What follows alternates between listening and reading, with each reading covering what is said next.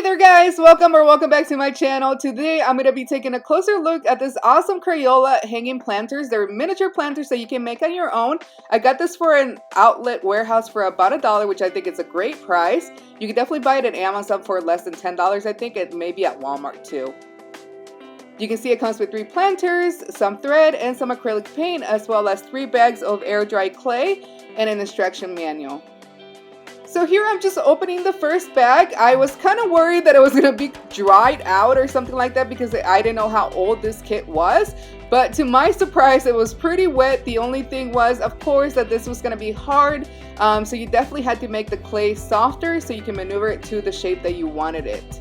So I thought this part was really fun. It kind of reminded me of playing with regular Play-Doh. However, it was kind of messy and I was not getting the shape as easy as I would with Play-Doh, so it's definitely a little bit more harder. But with a little bit of playing and adjusting, I definitely was able to get a closer shape to what I wanted it. So I definitely enjoyed this part, of course. Here I'm just using my X-Acto knife and using the circular shape of it to make the hole in the middle so I can go ahead and put the plant in there. I'm also using here my wood crafting burning, I'm not sure what it's called, but it's like a burning tool.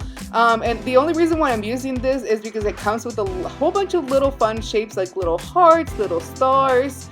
And I definitely want to use some of that to make the pattern on the outside of my hanging planters. So as you can see here, I'm using that tool. Again, it's not connected, it's not hot or anything like that. I'm just using the shape of it to make the design or giving that little texture that I wanted for my planter.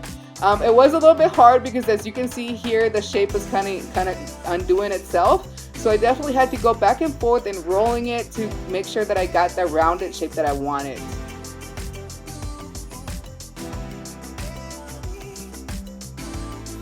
I kind of decided that for the second design, I was going to do more like a circular hanging planter. So this is why you saw me doing here. It's a little bit more circular. I'm definitely doing the hole again in the middle, and then I'm going to go ahead and add texture to the outside of it. And I decided that I was going to do this little star shape, although I wasn't completely sure whether that was the right choice. I guess at this point I was just more about testing to see what it would look like, rather than thinking about how were my planters going to look similar in a way. Here I'm starting off on the third planter, and this one I kind of wanted to, I think at this point I was thinking a little bit more of, I definitely need to make most of my shapes kind of match so they could be complementary to each other.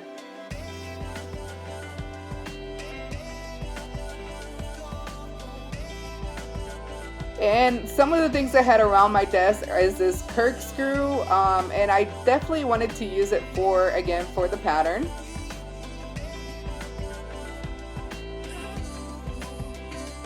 So here I'm just realizing that this circular one definitely does not look like the other one, so I definitely wanted to get it more into the similar shape.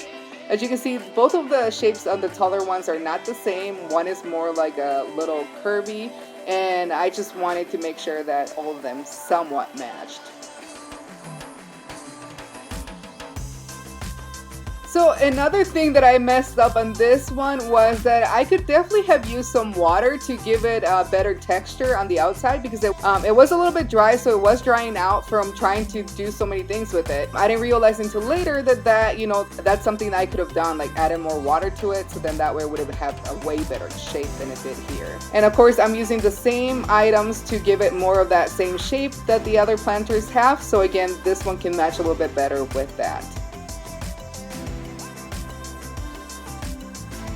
Here I'm just using my screwdriver to open some holes so I can go ahead and put the thread through the little holes for the hanging planters. And of course you can use anything that you have around you. You can use a pencil, you can use like a paintbrush, like one of those smaller paintbrushes, or anything like that. Just be careful, because if it's not completely dry, of course you're gonna mess up the shape of it. And here is where I finally realized that I could use some of the water to make the surfaces a little bit more smoother and nicer looking. So after you do that, you want to make sure that you leave your pieces to air dry for 24 hours. And after 24 hours, you can go ahead and paint them. Of course, the kit only came with 3 acrylic paints, a gold, silver, and white. I thought it would definitely look nicer if I went ahead and painted everything white to kind of have like a clean canvas. I hated the yellowish tone that the clay kind of dries to, so definitely thought, you know, this will be a little bit more nicer, more cleaner, and definitely made me happier because I love painting and I find this part extremely, extremely relaxing. So I basically let the white paint dry for about half an hour and it was completely dry. Then I went ahead and started painting with the gold and silver accents that I wanted to include. Again, some of this section included some errors which you're not seeing here, but again, just get creative. You do whatever you want. If you don't like it, repaint it, you know, and do something different. That's the fun thing about doing some crafts, is that you can do whatever you want. If you make a mistake, no biggie, just redo it again. So another thing to note is I went back and forth making some changes.